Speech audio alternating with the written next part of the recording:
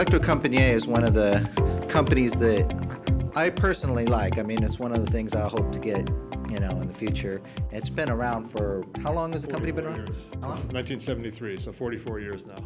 Yeah, it's one of the oldest companies. Right. And it's always had, even back then, if I recall correctly, it's always had this similar design, right? It's kind of always looked kind of like, back in the days when everything was ugly, Right. Electrocompaniet was elegant. It's got that classy black and gold kind of look, and that's been refined over the years, but it's pretty much the way it's always looked. Yeah, because I remember all the old stuff used to be very kind of ugly. Right. Yeah. Right. So you're on the technical end. So can you, first off, let's start on the outside. It's aluminum? It's a steel case with a acrylic faceplate. Okay. So it's a steel case. And you have your amplifiers, you have preamps. What's the complete line, everything you carry? The company became famous for its amplifiers. Mm-hmm. Here we have the 600-watt Nemo monoblocks. We also have 400-watt, 250-watt stereo amplifier and integrated amplifiers like that one over there, which is 150-watt integrated. And now we've got a complete line of source devices as well as a preamp, a phono stage. We've got a reference CD player. We have a media player, digital media player. We have a DAC. We also have a turntable, which we're not showing today. So we have a full line of source devices as well as amps. Is the turntable new? Turntable is new, yes. When did it come out? About a year ago it came out. I know Levinson came out with a turntable, and everybody's coming out with a turntable now. Right. Does somebody else make your turntable? Or No, actually, we make it. Everything is designed and manufactured in Norway. Oh, so okay, it's right. Nothing from China. Yeah, because I think the Levinson is like VPI, and yeah. Right. But you guys did it in Norway. Correct. We have our own factory in Norway. The engineering team is there, so all the design. The digital player, what kind of digital media does that play? Is that also streaming? It'll stream from the internet, from the LAN. It'll take an internal SATA hard drive, or you can plug in a USB device. Okay. It connects via Wi-Fi or Ethernet. Okay. So it's a very versatile streaming device and kind of a media player. For audio, it doesn't matter. Either one will work, but that also supports video. So for video, you want to have an Ethernet connection. Oh, all right. Okay. Because I know in the first, a while back, Ethernet was the way to go. Right, Cable, right. Yeah, you have a new product also. These little speakers with the amp built in on the bottom, and it's gold and it's silver. Correct. That's our lifestyle product, which is brand new. So we have several units in the line here. We have the integrated speaker with amplifier and DAC built in. That's a 150-watt Class AB amplifier. And does it have an input, or does it just, is it like a digital audio input, or? It'll stream, and it can also take the USB hard drive. Okay. It'll stream from the LAN or the internet. Or you can also connect Toslink. Optical. SPDIF, optical. Yeah, just like the Apple TVs and all the other stuff. Yeah, little optical. So we have two models we're showing here. The tall unit has a speaker built in, and then the short unit is just basically the streamer, and then you can use some speakers. We have speakers that are both masters with the streamer built in, and slave units that are just wireless speakers. Can you use different speakers with that other smaller unit? No. You have to use the Electrocompaniet speakers. Well, we do have one small amplifier like that with standard RCA outputs. Then you can use those with any speakers. But the ones we're looking at here are only for using with our speakers. You're listening to the UnCommonCore podcast with your host Thomas Howell. Now I noticed you have, the way that it's hooked up now, do the speakers come with, in the configuration they're in, or can you get the satellites without the subwoofers, kind of like the old WAMs, These are, as you see them here, they come just like that. Oh, okay. These are rather unique speakers. We Okay. should just point out a couple things. This is a cast aluminum enclosure. Oh, all right. Hand ground and hand polished. So these are built like fine automobiles. Right, because I remember you were like different. It was like there was like the Lin, and there was this other, Mark Levinson, Right. and then there was these guys over here, the Electrocompaniet. You want to listen to these guys too when you're in the high-end showroom. Exactly. Right, and it was like, wow, that looks a lot better. I mean, Okay, great. Well, let me talk to the other guy here, and then you know about the price and all of that stuff. I can help you out there. And what's your name? Peter Welikoff. Okay, so what are the prices of all of these? Well, on the lifestyle product, which we were showing you, the master speaker is $900, and the slave, so to speak, is $800. So, you just need one master for every zone. and then you just use a slave throughout the rest of that zone. And do you detach them, or is that one that we're looking at comes like The that? speaker that you're looking at comes in different finishes. So the accent bands on the bottom currently come in gloss black, copper, and aluminum. We're in the process of adding a wide selection of accent bands and a wide selection of grills, and they're all consumer replaceable. So you can actually change dramatically the appearance of the speaker by just changing the grill and accent bands. Right. And we live in a world where people are buying product both with their ears and their eyes, and Nowadays, you have yeah. to be able to accommodate it. The component to the right there comes in 3 versions: an amp only, a streamer only, and an amp and a streamer. So that's a amp and streamer combined, and again comes in different accent bands. But it basically that effectively, in some regards, replaces a conventional stereo system. Right, and what's the dimensions on that? You're probably about 6 by 6 by 4 inches. Okay, yeah, Yeah, it looks it's about the size of a hardcover book. yeah, it looks like maybe like a little Apple server or something Yeah, like that. correct. About that size. But there you've got your power amplifier, you've got your streamer. The consumer has all the access to all the music in the world, whether it be internet radio, titles, Spotify, and the list just go on and on and on. MQA. Is there a Deezer, display Napster. of some sort on it? There is on the very top, which will allow you to do key controls, but it really is designed, both that speaker, the Easy Living speaker, and components are designed to be controlled by any smart device, So whether it be your Apple, phone. Android, your Right. phone, your tablet, whatever it might be. So you have a little app that comes with it. That is correct. It's on the App Store, and you can download it. It's currently on there, and it's extremely intuitive to use. Is this going to be available only in the dealers that sell No.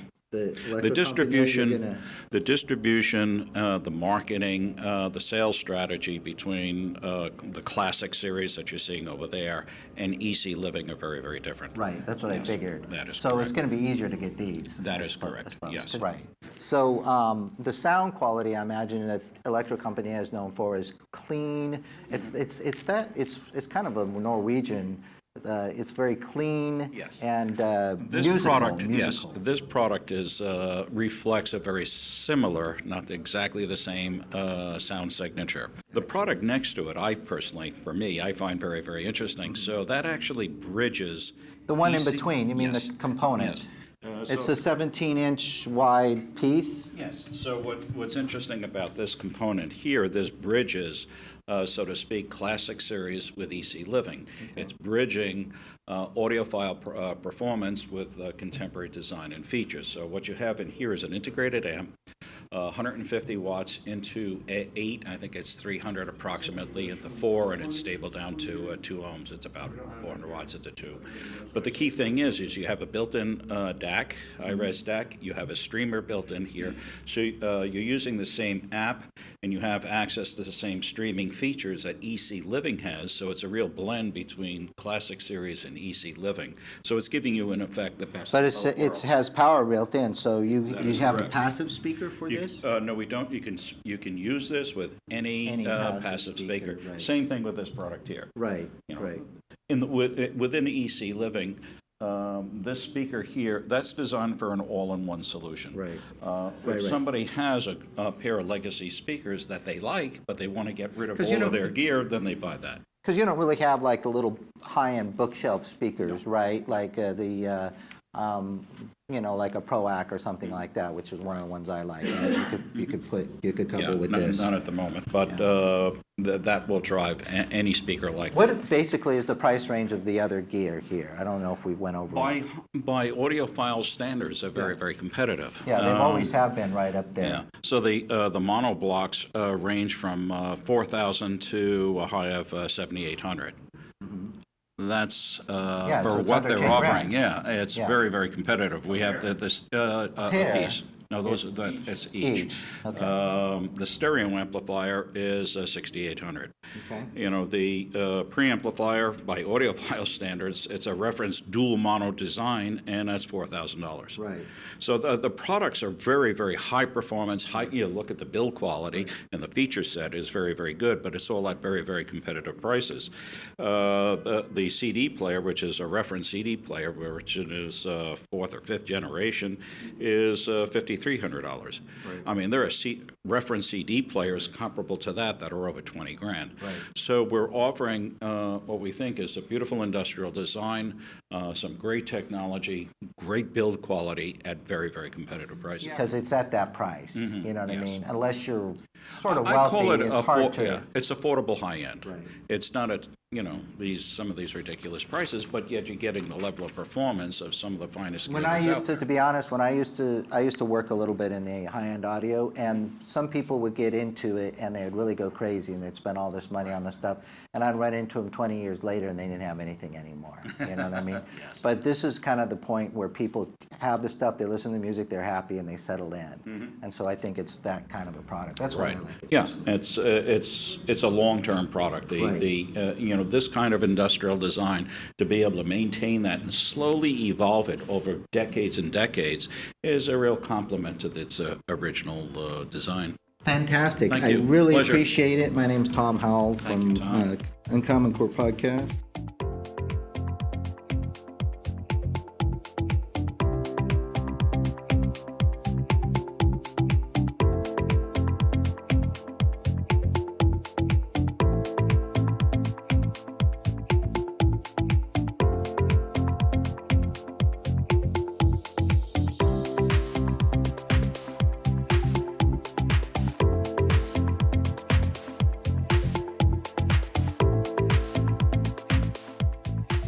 Tell us who you are and then what you were about to say. Okay. My name is Steve Guttenberg, and I write for CNET. I have a blog on CNET. It's weird. It's still a blog. There are blogs, and it's the called V-blog or something, right? yeah. Well, mine is called the Audiophiliac. Okay. It's like audio as a disease, as an obsession. Okay, that's appropriate. So I cover audio and music and technology related to sound. It's a wide range of things that I cover, but a lot of product reviews, but not exclusively product reviews. So We were talking about the culture of audiophiles. right. And let's say, you may have noticed that audiophiles tend to be, let's say, 50 plus. Yeah, white being also, generous, and white, yes. middle-aged and male. Middle-aged and seniors. But anyway, the thing that is interesting is those people, of which I am one. Right. It's not our fault. It's just that's who happens to I'm attract. not putting those people down because I am in that group. But those people, when they were in their 20s and 30s, were into music, as many generations are, but since it was in that time, meaning the late 60s and 70s and stuff, there wasn't the internet, there wasn't a lot of other distractions. And music was a big part of the culture. And if you were a man, and you were, especially if you were single, and you like music, you probably had a really nice hi-fi. Yeah, it was like the man cave thing, the beginning of the man cave. Yeah, it was. And that's not really true for people in their 20s and 30s now. Yeah. They tend not to have, it's not like it's a thing for them, where it was a thing before. Yeah. And An extra room or a garage that was just for listening to music or your bedroom. Yeah. But the thing is that music works on so many levels. It can be background, it can be foreground, but it can get your creative juices flowing. You can dance to it. I mean, there's a lot of ways that people experience music, and having a great sound system can reach you in ways that a less good sound system can't. And that's why it became a big deal. And there was an obsession or an interest in gear, in the stuff, the way it looks. A lot of gear guys. Yeah, just the stuff and the mythology that goes with the stuff. The man, usually a man, who designed it and what he did, what was his point of view, became relevant. It's like why people buy Ferraris, because Enzo Ferrari was a really smart guy and he made fast cars that were cool, right? So it's not just a car, it has a mystique that goes along with the car. Right. And in high-end audio, a Krell amplifier isn't just a metal box that amplifies signal, it's a machine that makes a sound that a man created. that was his obsession.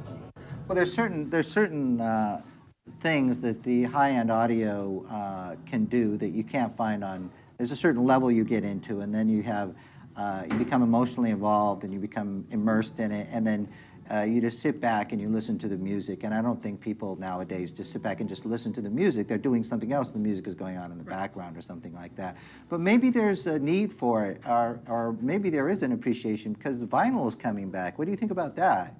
Yeah, absolutely. And the thing that's great, vinyl never went away. Right. The thing that's new, let's say for the last 10 years in vinyl, is that younger people, it's their music. They're not listening to the Beatles or the Stones. They're listening to the music of their generation that's coming out on vinyl. Right. And the reason that it's coming out on vinyl is really basic. That's how bands can make money from recorded music. Because they can't make it once it's digital, it's free. It's hard, yeah. It's free. Harder to But make you money. can't get an LP for free unless you steal it. I mean, the good old-fashioned kind of stealing. And it's a lot harder hard to to make an LP for these bands, but they're doing it. And because I think it's not just for the money. I think they appreciate it and they want to be on vinyl. There's something permanent about it, as well. So do you review records on there too? I mean, record players, right? Turntables, yeah. Turntables, yeah. Occasionally. But do you review music on there, on CNET? Sometimes. I mean, to be honest, I get paid by the click, and reviewing music on my blog or in an audio magazine doesn't really get that much attention. Yeah. So I don't do it that often, but Right. 2 or 3 times a year I do a whole blog about music that I like. Right. Because one of the problems, that I've had is where to find new music now, because there's so many different venues and everything is kind of segmented off, and unless you're into this cult or that cult, you don't hear a lot of things that's pretty good. And there's the late night TV shows, which are good, are great, but it'd be nice to go to a place where you're just like, hey, this is a new band coming out, these are pretty good. Yeah, well, that actually, there are kind of a people that thing. have podcasts, and NPR. Yeah. NPR has one called All Songs Considered Oh, okay. on the NPR site. It's really good. And, I get a lot of ideas from NPR.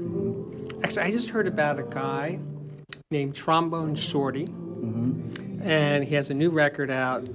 I forget what it's called, but it's the new Trombone Shorty record. And it's a New Orleans record, but it has, allegiance to New Orleans history, but it sounds like a contemporary record Right. in the good sense. Is that the guy that started as a little kid?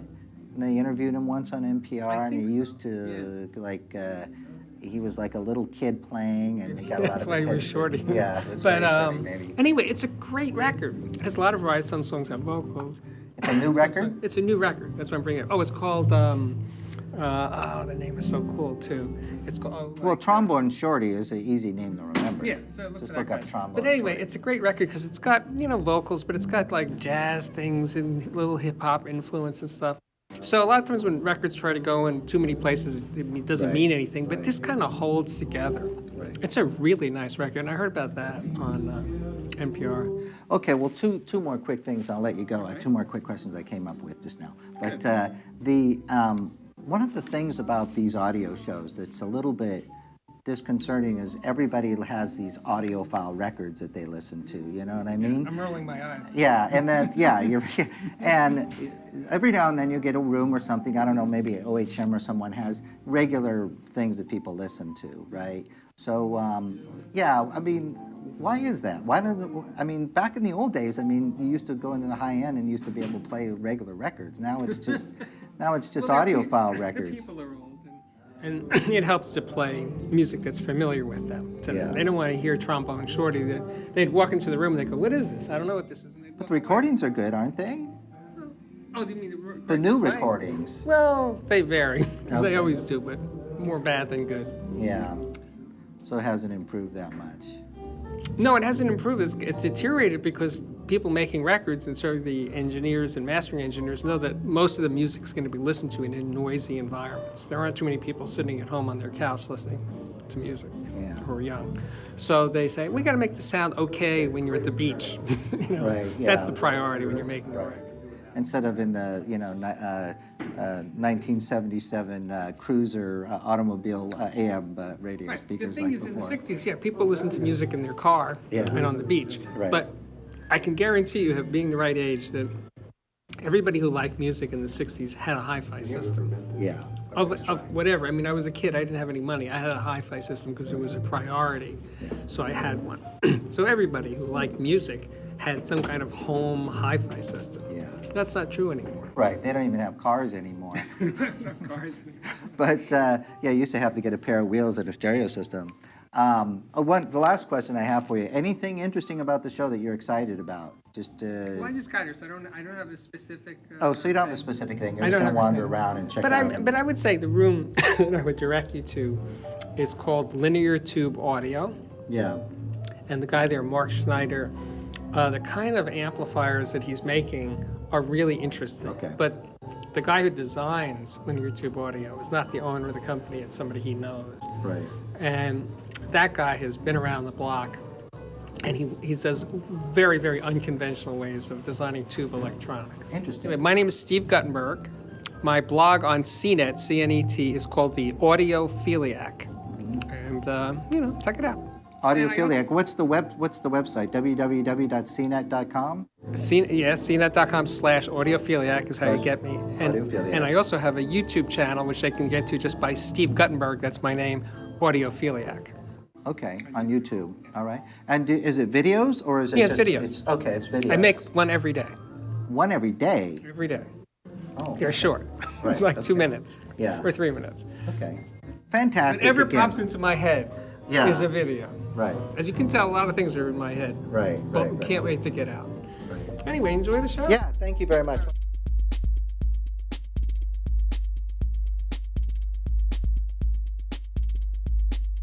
The other day I did a search. Did you know that there are just over 3 trillion trees on the planet, but that 15 billion disappear every year due to deforestation? I also learned from a pop-up ad that the plug-in I bought in a special year-end sale for $69 is now $29. Happy New Year. Evidently, the search engine had been tracking my searches and found it apropos to taunt my weakness for esoteric electronic gizmos and gullibility for year-end sales. But it's okay, I thought. The search engine's owner is probably doing something good with their money that I couldn't do. So I did another search for one of the owners of the famous search engine I used. What I found was his 3,305 horsepower yacht that looks like the Starship Enterprise suddenly lost its warp drive and fell into the ocean and is now floating upside down in the Blackwattle Bay. So after that, I did some soul searching and found a better search engine. Ecosia. With Ecosia, your searches are kept private, but it's not just a more secure way to search. It's also a more ethical one. Ecosia uses 80% of its surplus revenue to plant trees. Just go to ecosia.co/uncommon so they know you came from this podcast. So instead of water-faring starships with earthy names like Dragonfly and Sense, you can do something that actually makes real sense for the Earth. Help plant a tree.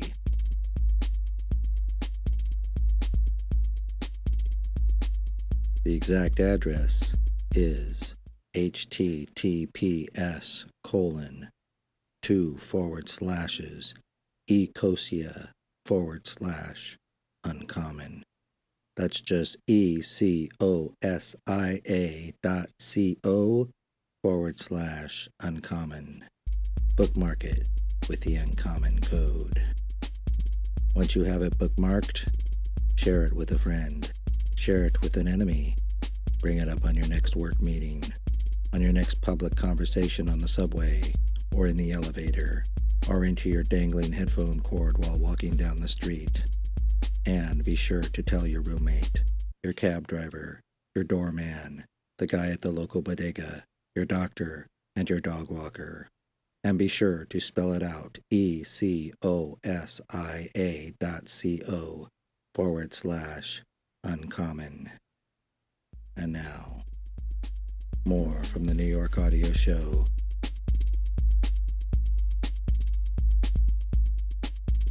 Camcorder made this for us. They bespoke it for us to match all the equipment. Doesn't look like that normally, but It looks nice anyway. gorgeous, It looks yeah. gorgeous, yeah, that's the word. Yeah, you were just pointing out that that's a reel-to-reel from, and that's new? No, we're not selling these. Oh, This yeah, is- okay, because it this looks is like an a old full- Tandberg, I guess, sort of. Well, it's a 40-year-old Technics. Yeah. That's been remodded by a company called J-Quarter. And their information is all over there if you'd like to see it. But this is part of our history, just like our Technics SL1200s and our turntable legacy. This is something that we've made a statement of in the past, and it's still performing today. And the J-Quarter updates these for modern use, and great for recording or playback of master tapes. And it's an expensive proposition, but it's just great to see a Technics product still in use 40 years later.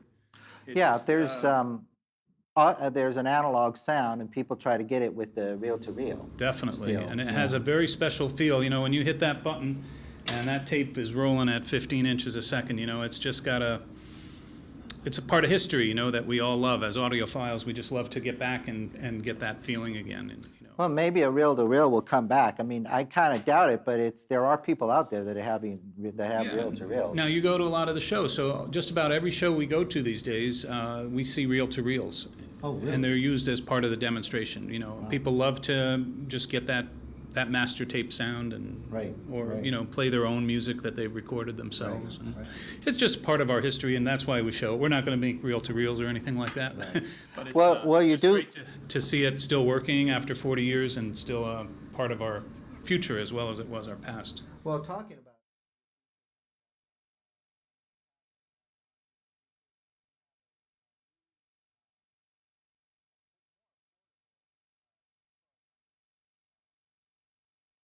There's a bit of a story to it, and we came back to the U.S. market in 2015, January 2015, and at that time we came back as the Technics brand with two systems, all high-res digital audio systems. But everyone that came in the room asked, "Hey, Bill, you know, where's the turntable? You know, I thought you guys were known for turntables." We said, "Well, there was no plan for a turntable, but."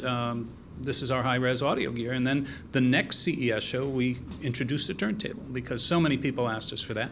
And we brought back our legendary SL1200 control style to bring it to audiophile standards that with something called a coreless direct drive motor. That's the reason why we're building turntables again. And the coreless direct drive motor allows us to eliminate one of the issues that audiophiles had always had in their mind, something called cogging, with the motor mounted, with the platter mounted on the motor. Every motor creates some type of cogging and creates micro vibrations through the platter, through the plinth, and it may mar the sound for the ultimate audiophile setup. If you have a very revealing front end on your preamplifier, if you have a $25,000 system, you may hear these things. And with that coreless direct drive motor that we've added, that's allowed us to make even more improvements to the system as it always was one of the best-selling turntables in the industry.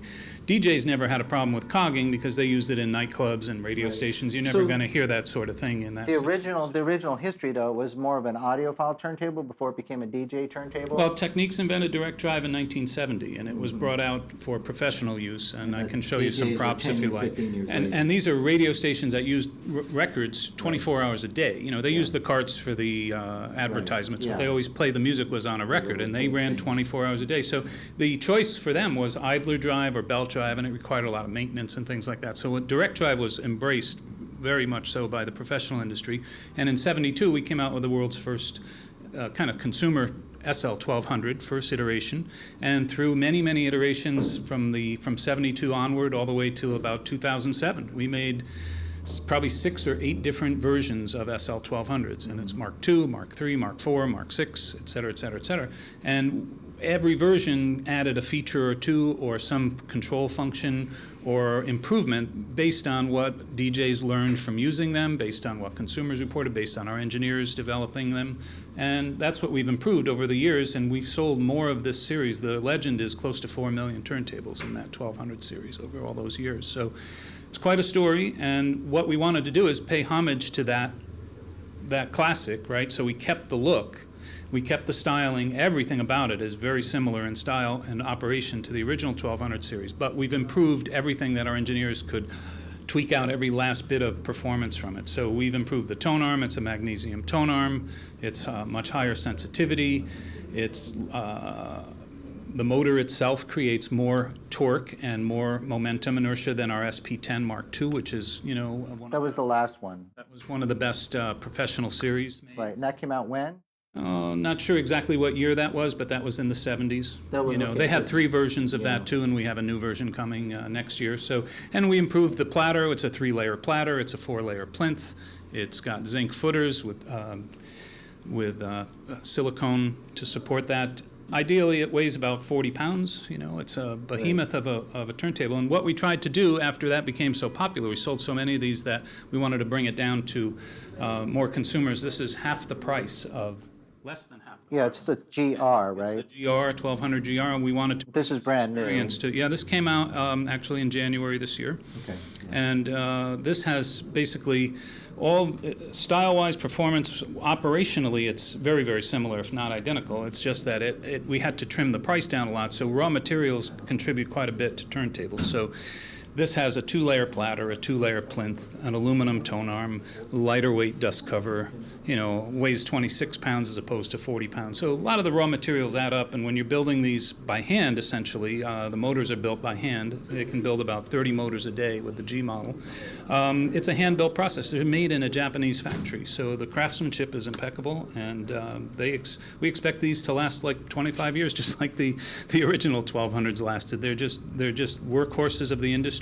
And that's why we wanted to bring this to more of an audience. And it's $1,700 suggested retail. Right, the price is okay, but and you're getting some people in here, so I'll try to wrap it up. But the main concern, since my audience is a cross-section of people, we do have a couple people who are DJs in there, and it seems like it's geared a little bit toward what this show is geared towards, which is the audiophiles, which is what you were mostly talking about, is the sound quality. But there's little things that the DJs would prefer. Are you going to ever come out with a DJ version that goes back to, it's maybe a little bit cheap, because they're buying $900, they're buying the old 1200s. Yeah, on the used market, you can buy them and use those, but the DJ wouldn't Or necessarily... maybe an official used version like BMW does or something like that. Well, the DJs wouldn't necessarily appreciate the benefits of the coreless motor, as we discussed, because in a club, you're not really going to need that. But this has been DJ proven. We've taken this and took the 1200 Mark V out of a very popular club in New York City,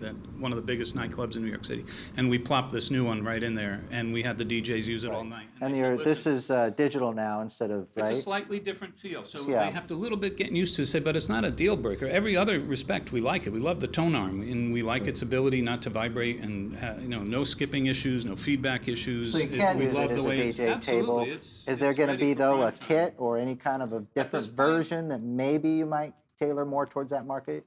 Because it's just a couple small changes, and some of people are kind of moving gear, parts from the old turntable over to the new one. Nothing's been announced yet, but it's certainly something to consider. I don't know what we'll do about that, but at the moment, they do have this option, and it's a very good option, and Yeah, a lot of people have two turntables in the high-end market these days as well. And you've got it plays the 33 and the 78 when you hold them both down. Yep. And Vertical there's nothing like tracking having angle on the and fly. It comes in black as well, right?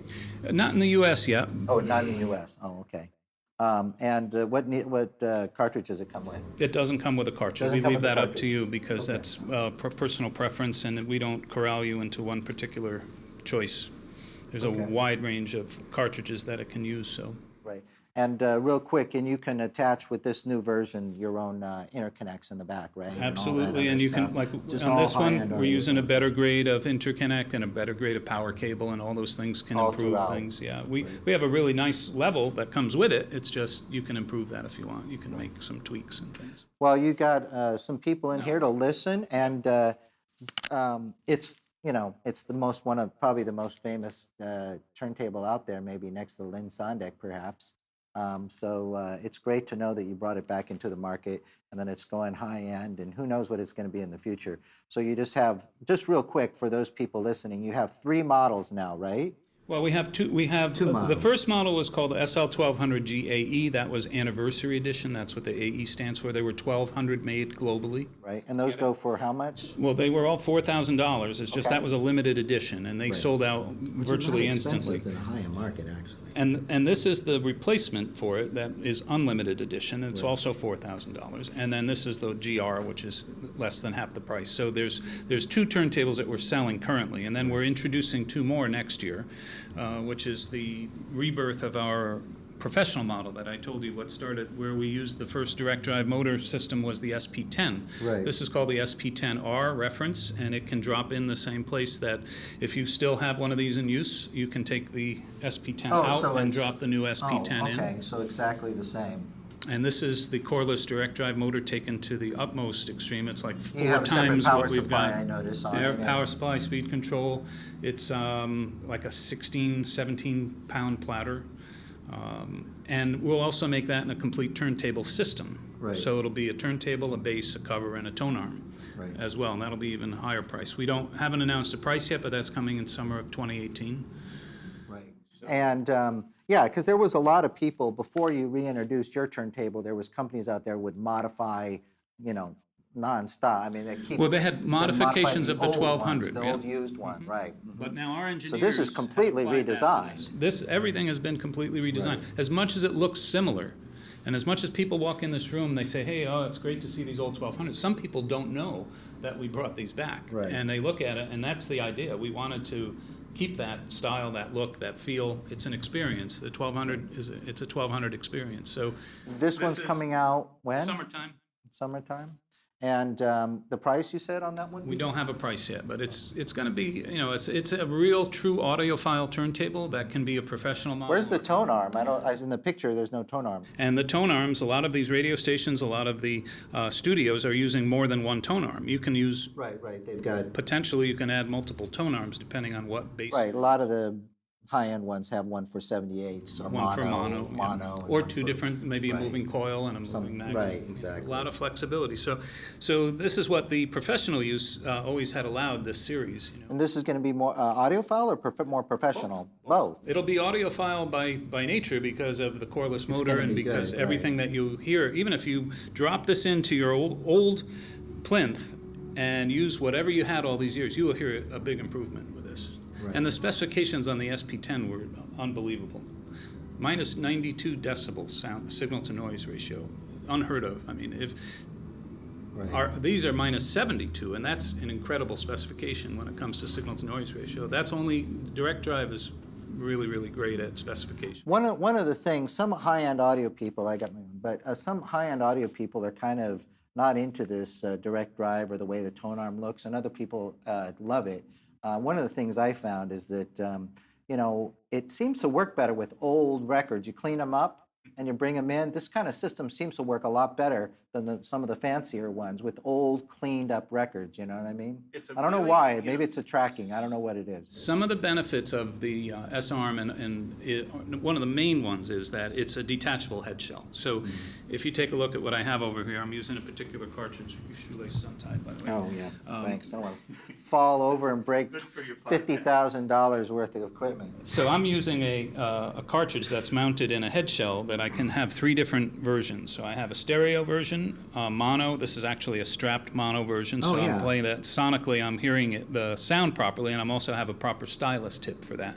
And this is for 78s, and it's a proper stylus tip for 78. They all weigh the same amount. Okay, so in so you just 5 pop 'em in and seconds, out. I can have this. I don't really have to pay attention to changing the tracking weight a little bit. They like to have 0.2 of a gram more, but it sounds fine. Right. And within 5 seconds, I'm ready to play, and that's what I like about the S. Some turntables that don't have interchangeable head shells, that's a whole afternoon. Right. To change that. Right, or they get a second arm and all that other expense and all Complicated and that expensive. stuff. This is, and I get the same type of sonic signature because it's the same cartridge body. So I like that ability, and it works very well for us. And Yeah, and those old mono records, especially And the I Elvis love Presley finding those ones, old a lot stuff. of people A lot of- it's great, you know. When you play the old records if it's a true mono record and you play it with a mono cartridge, you'll notice less surface noise because it's not a stereo Right. picking up left and right clicks and pops. You know, it's Well- a little more enjoyable, and you'll hear part of the groove that you may not have heard properly before. So.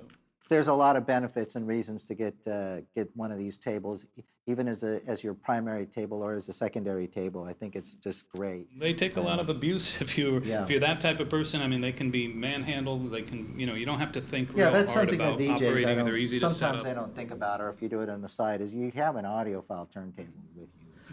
Okay, great. Thanks. What was your name Thanks again? very much, Bill Voss. Bill. Pleasure talking with you.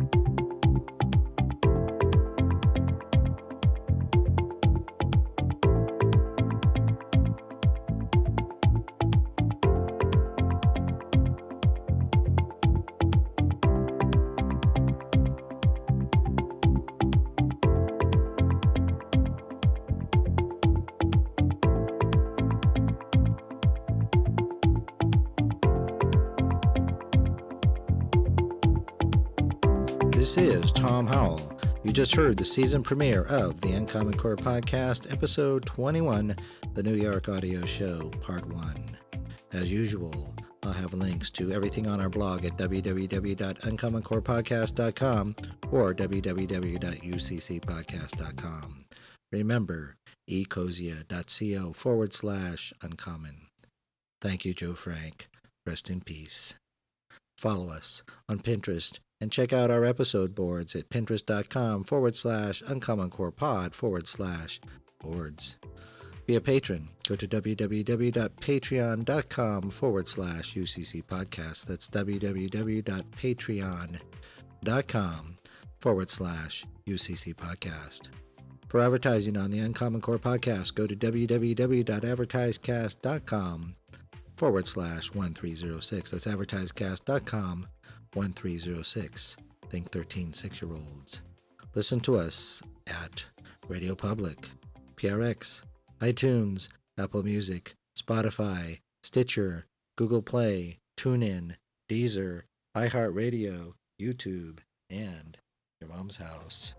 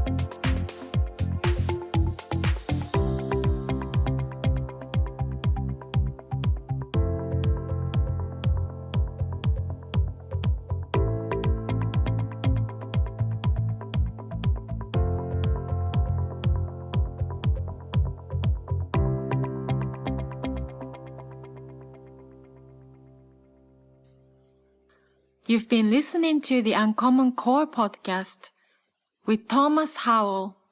I'm Satoko Smith. Thank you for listening.